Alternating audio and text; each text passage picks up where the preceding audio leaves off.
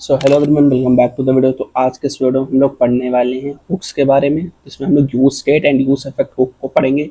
Use state hook react में क्या काम करता है, यूज इफेक्ट का क्या है। तो सबसे पहले पढ़ते हैं हुक्स के बारे में। सो हुक्स तुम्हारे एक स्पेशल टाइप के फंक्शन होते हैं जो तुम्हें इंटरनल फीचर यूज करने में हेल्प करते हैं। रिएक्ट के अंदर रिएक्ट के पास बहुत से फीचर्स होते हैं, उन चीजों का यूज करने के लिए हम हुक्स का यूज करते हैं। एंड सबसे पहला हुक जो बेसिक हुक होता है जिसका नाम है यूज स्टेट। अब सबसे पहले समझते स्टेट क्या होती है। लेट सपोज तुमने कोई वेरिएबल लिया, let a equal to 10 and तुम्हें उसको चेंज करना है। तो इसका मतलब रिएक्ट में ये होता है कि तुम एक स्टेट को चेंज कर रहे हो।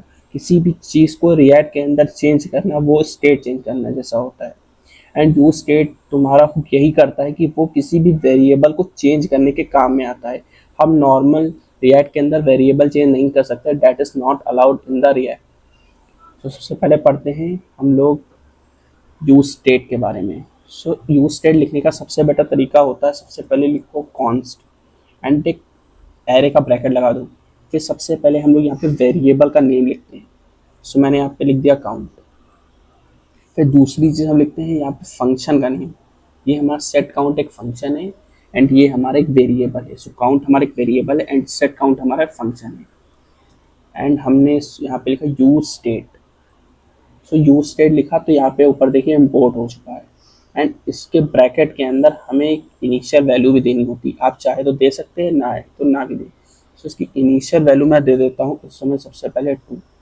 जैसे ही मैंने इसको इनिशियल वैल्यू 2 दी एंड अब मैं यहाँ पे अगर कंसोल डॉट लॉग काउंट को करूँगा, सो मेरे पास 2 प्रिंट हो जाएगा। ये देखिए मेरे पास 2 प्रिंट हो गया। जो भी मैं इनिशियल वैल्यू यहाँ पे दूंगा वो मेरी प्रिंट हो जाएगी।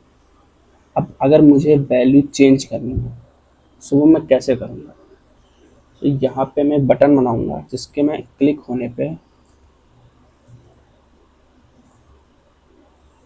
एक चेंज नाम का मैं फंक्शन को कॉल करूंगा।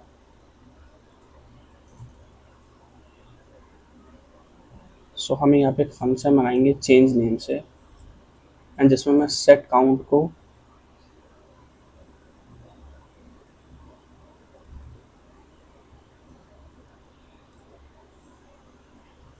सो काउंट +1 हमें लिखना है क्योंकि वो कांस्टेंट वैल्यूज होती हैं इस वजह से।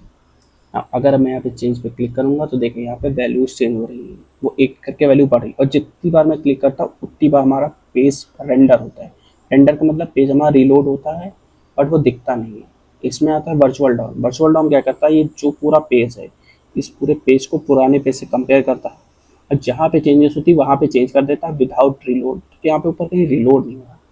सो इस तरीके से अगर तुम्हें किसी वेरिएबल को चेंज करना है सो तुम यूज़ करते हो यूज स्टेट का। एंड इसके अंदर तुम एक इनिशियल वैल्यू पास चाहो तो कर सकते हो, चाहो तो नहीं कर सकते हो। अब ज़रूरी नहीं है तुम नंबर से करो, तुम इसमें एक्चुअल में एक स्ट्रिंग का भी यूज़ कर सकते हो। जैसे मैंने यहाँ पे कोई स्ट्रिंग ले ली, इसकी इनिशियल वैल्यू मैंने यहाँ पे दे दिया नेक्सस कोडिंग। सो अब मैं एक फंक्शन यहाँ पे और चलाऊंगा जिसमें मैं लिखूंगा set count, set str and इसके अंदर मैं हेलो कर दूंगा। एंड यहाँ पे h1 के अंदर मैं इस str फंक्शन को कॉल कर दूंगा। सॉरी, इस वेरिएबल को मैंने कॉल किया। सो स्टार्टिंग में जब हमारा पेज रेंडर हुआ तो हमें नेक्सस कोडिंग लिख के आया एंड जैसे ही मैं चेंज पे क्लिक करूँगा तो यहाँ पे हेलो लिख के आ गया। देख सकते हैं आप लोग। मैं इसको फिर से एक बार रिफ्रेश करता हूँ तो स्टार्टिंग में नेक्सस कोडिंग लिख के आया, जैसे ही मैंने इसको क्लिक किया पेज हमारा रेंडर हुआ, री रेंडर हुआ एंड जो एक्चुअल वैल्यू थी वो 2 से 3 हो गई। एंड जहाँ पे हमारे पास नेक्सस कोडिंग लिखा था वहाँ पे हमारे पास हेलो लिख के आ गया। तो इस तरीके से यूज स्टेट हमारा काम करता है।